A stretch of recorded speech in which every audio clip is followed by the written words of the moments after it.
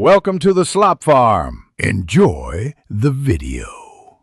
You start by confirming your iPhone 14 Pro Max is backed up and running the latest iOS. This prevents data loss. Next, make sure you know the current Apple ID email and password so you can sign out cleanly. Open Settings, tap your name at the top, then scroll down and tap Sign Out. Follow prompts to keep a copy of contacts and data on the device. Once done, you'll be ready to add a different Apple ID.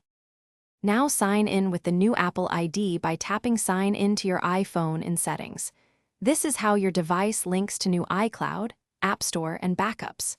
Enter the new account credentials, then complete verification, either check email or enter a two-factor code.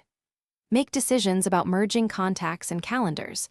Merging keeps existing local data, while replacing uses cloud records. Make sure finish by confirming all services now use the new Apple ID. Open App Store, iCloud settings, FaceTime, and Messages to verify. You may need to re-enter passwords for subscriptions and third-party apps. This is normal because credentials can be tied to the previous account.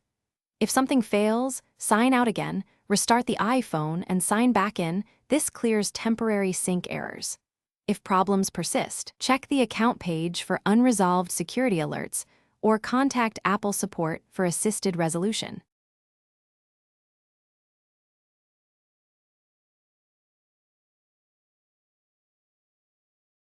Thanks for watching. Consider subscribing if we helped you today.